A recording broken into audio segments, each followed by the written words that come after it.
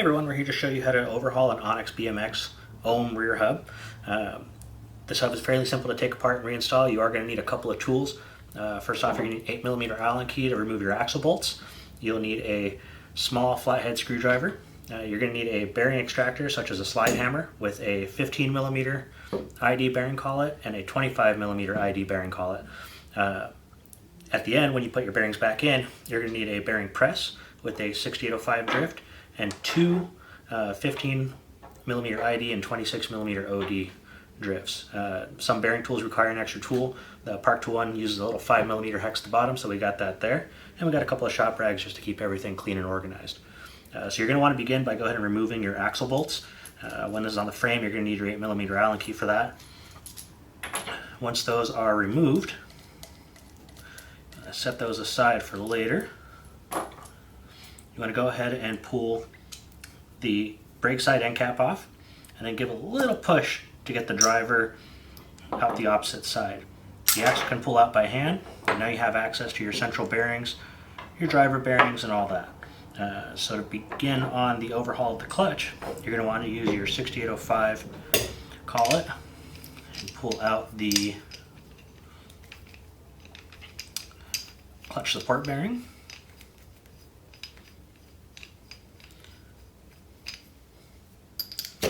So be careful not to insert your tools too far, as you're going to damage the clutch if you ram it into that.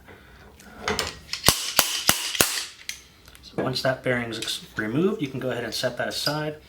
If necessary, you can replace or overhaul the cartridge bearing there.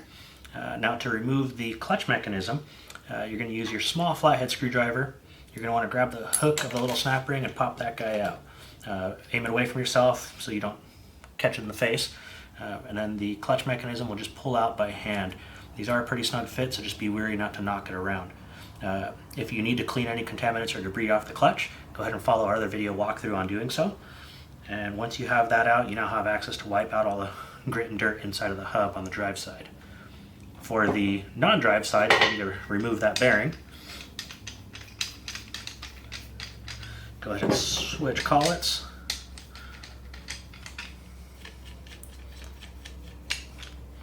Insert that into the brake side bearing there. Tighten up the collet to grab that bearing. Go ahead and pull that guy out. Now again, you can go ahead and service or replace the non-drive side axle bearing there. You have the same bearing on the driver of the Ohm hub.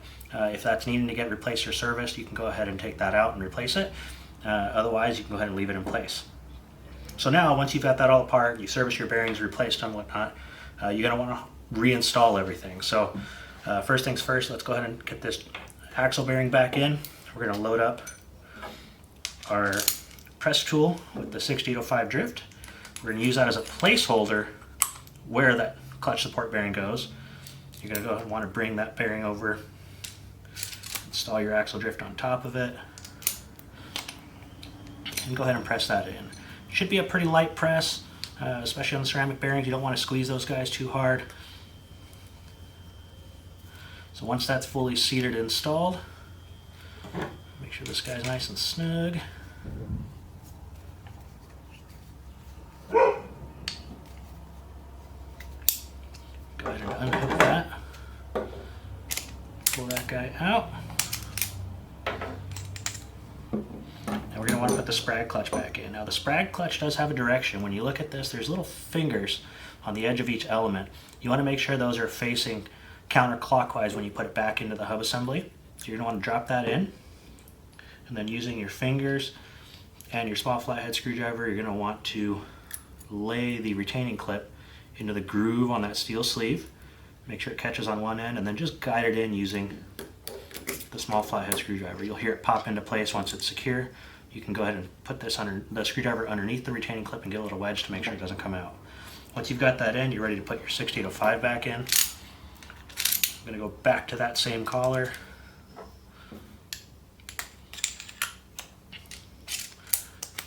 Put that guy in place.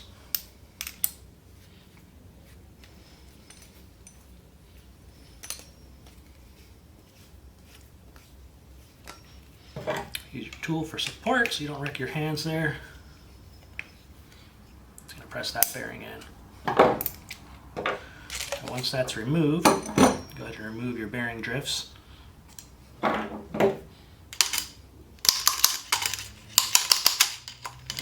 get stuck. Now your axle is going to need to go in first. If you notice, there's two ends of the axle. On our initial generation of ohms, there could be a small bearing shim located on the brake side. Go ahead and leave that on there. That sets the preload for your bearings. You want to put the long shouldered end of the axle in first. Make sure that slides into the other bearing, pops out the other end.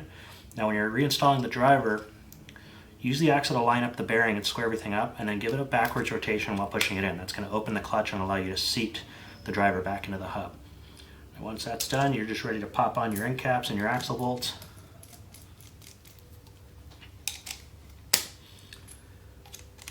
Go ahead and mount it back onto your frame, and you can torque your axle bolts down. Now, do you recall on the Ohm hubs, you do have a maximum torque spec of 15 Newton meters. It doesn't take more than usually about 7 or 8 Newton meters to hold that guy onto the frame. You're ready to get back on the track.